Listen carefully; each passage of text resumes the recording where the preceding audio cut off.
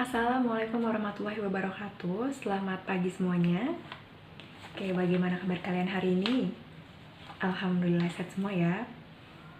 Oke, sebelum memasuki kegiatan belajar, alangkah baiknya kita berdoa terlebih dahulu agar kegiatan belajar kita hari ini dapat berjalan dengan lancar.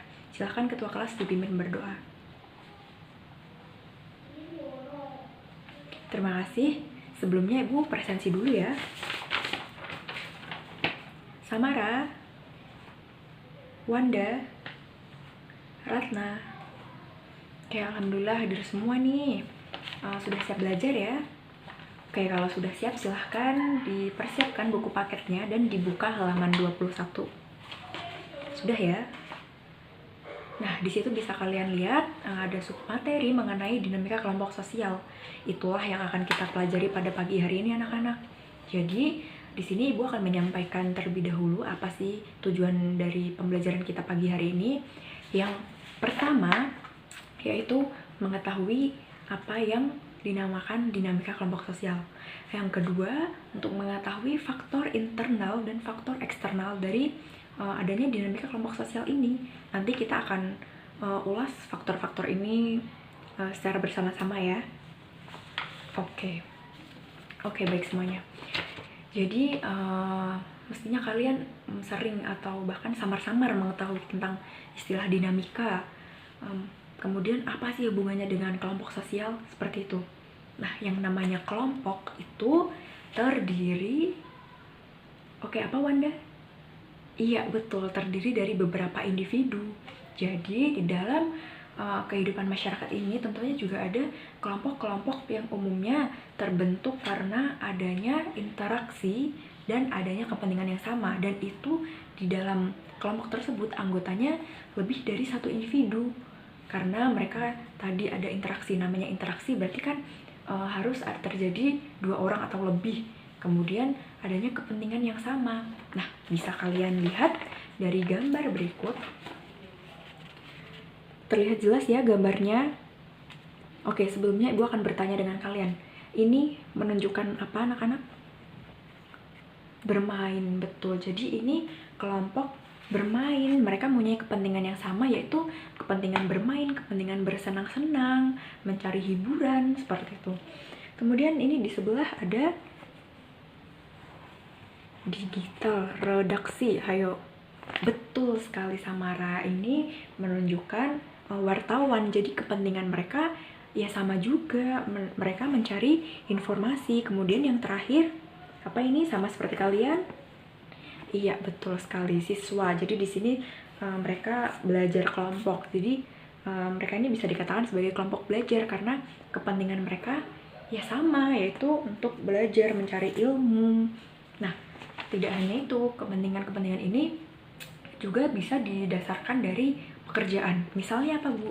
Misalnya, nih, Ibu kasih lihat. Jelas ya gambarnya. Di sini ada kelompok petani, di sini ada kelompok nelayan, kelompok guru, dan kelompok penyair. Jadi mereka di sini mempunyai profesi yang sama anak-anak, sehingga kepentingan mereka ya mencari nafkah, kemudian berbaur dengan anggota yang lain, seperti itu. Nah, tentunya dalam kelompok-kelompok sosial ini mengalami yang namanya perubahan. Jadi kelompok sosial ini bersifat dinamis, selalu berubah seperti itu. Nah, perkembangan kelompok sosial beserta perubahannya itulah yang kemudian dinamakan dengan dinamika kelompok sosial. Jadi, dinamika di sini bisa diartikan suatu pergerakan, perubahan, seperti itu ya.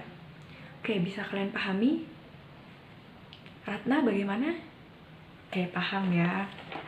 Jadi yang disebut dengan dinamika kelompok sosial adalah proses perubahan dan perkembangan akibat adanya satu, interaksi, yang kedua, interdependensi, baik antara anggota di dalam satu kelompok maupun dengan kelompok lain, seperti itu. Nah, apa sih Bu interaksi? Apa sih Bu interdependensi itu? Oke, ada yang bisa membantu Ibu untuk menjelaskan? Ya, silahkan. Silahkan Wanda. Betul, interaksi itu hubungan timbal balik yang saling mempengaruhi, kemudian didukung dengan interdependensi yang artinya memiliki sifat saling bergantung, sifat saling ketergantungan di antara anggota kelompok ini. Nah, sehingga dalam prosesnya perkembangan kelompok sosial ini mempunyai atau dapat dipengaruhi oleh berbagai faktor. Nah, faktor di sini bisa kita lihat dari dua sisi, yaitu faktor internal dan faktor eksternal. Oke, nah kita akan membahas satu persatu. Faktor internal. Apa yang kalian ketahui tentang faktor internal? Apa, Samara? Iya, betul sekali. Faktor yang berasal dari dalam. Di sini dari dalamnya itu dari dalam kelompok sosial tersebut. Kemudian faktor eksternal berarti faktor yang berasal dari luar kelompok sosial. Pintar sekali. Jadi yang pertama dari faktor internal, ini kita membahas ada 3 faktor internal. Yang pertama adanya konflik antar anggota kelompok. Yang namanya kelompok kan terdiri dari beberapa individu, meski tidak dapat terhindar dari yang namanya konflik. Entah konflik karena perbedaan kepentingan, perbedaan keinginan, kemudian perbedaan tujuan, atau mungkin perbedaan pendapat dan lain sebagainya. Nah, apabila konflik ini tidak dapat diatasi dengan baik anak-anak, maka kelompok sosial tersebut akan mengalami kegoyahan, ketidakseimbangan, ketidakstabilan karena anggota kelompoknya saling bertentangan. Yang kedua, adanya perbedaan kepentingan. Jadi perbedaan kepentingan ini bisa menyangkut kepentingan individu maupun kepentingan kelompok. Nah, namanya dalam kelompok sosial tadi berarti terdiri dari beberapa orang. Tentunya orang-orang ini memiliki kepentingan yang berbeda-beda. Kita ambil contoh dari partai politik. Partai politik ini kan tentunya mereka mempunyai orang-orang di dalamnya mempunyai kepentingan. Nah, misal satu orang, ini kita membahas mengenai calon kandidat dalam partai politik. Kemudian ada satu orang nih mengusung calon A, kemudian ada yang lain mengusung calon B, yang lain mengusung calon C, karena menurut mereka ketika si A ini maju menjadi kandidat itu akan membawa pengaruh yang baik. Ketika si B menjadi kandidat akan mempunyai visi misi yang baik dan seterusnya. Itu kan nantinya akan di antara mereka mempunyai perbedaan kepentingan, entah itu nanti menyangkut kepentingan individu maupun kepentingan kelompok, karena yang namanya dalam pemilihan seperti itu ada pihak-pihak yang diuntungkan. Kemudian yang ketiga adanya perbedaan paham.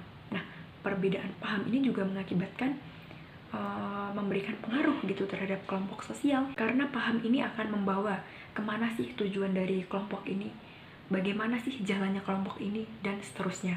Jadi masing-masing orang mungkin mempunyai paham yang menurut saya ini benar, menurut kalian salah. Nah, itulah yang mengakibatkan ketidakstabilan juga dalam kelompok, menyebabkan solidaritas di antara kelompok menurun dan lain sebagainya. Nah, kemudian yang terakhir ini ada faktor eksternal. Nah, faktor eksternal ini berasal dari lingkungan alam dan perubahan situasi ekonomi.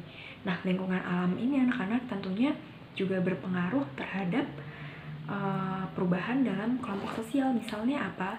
Misalnya ada petani, kemudian nelayan. Jika ini kan sangat dipengaruhi oleh alam. Jika alam memberikan dampak buruk atau cuaca buruk, mereka akan mengalami gagal panen, tidak bisa melaut.